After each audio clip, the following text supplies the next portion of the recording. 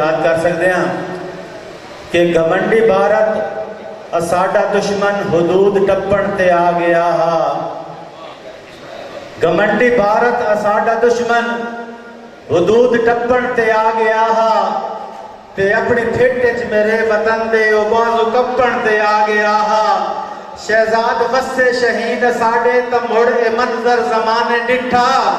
जो भोए ते लग जे दी लगदी ना ही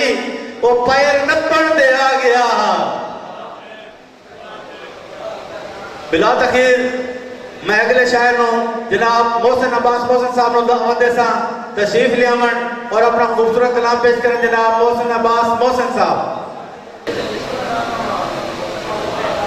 हुण तां सावल मोड़ मुहारा मैं कला ते दर्द हगारा जाग पईयां ने सुतियां यादां छिड़ गईयां हुण दिल दी दिल दे वेड़े सुंजे हो गए सज्जण भी नहीं लहंदे सारा दिल नूं बह के फालां पावां सूलां उत्ते रात गुजारा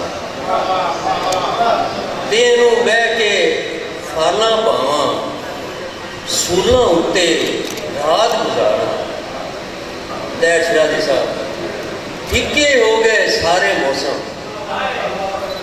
बेरंग देसन मस्त बहारा ते तेरे रूप नूं जितिया जग ने मेरे हिस्से आइयां हारां। मेहरबानी मेहरबानी तेरे रूप नूं जितिया जग ने मेरे हिस्से आइयां हारां ते प्यार दा शिमला उच्चा होवे प्यार दा शिमला उच्चा होवे सदना दे नित महल सारा कोई परत जवाब न देवन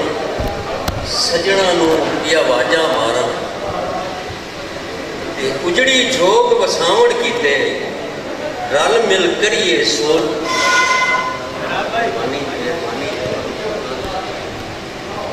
उजड़ी झोक वसावण कीते रल मिल करिए सोच विचारां मोहसिन अज ताईं समझ ना आई मोहसिन अज ताईं समझ ना आई मैथों खुशियां क्यों सरकार हुण तां सावल मोड़ मुहारा मैं कला ते दर्द।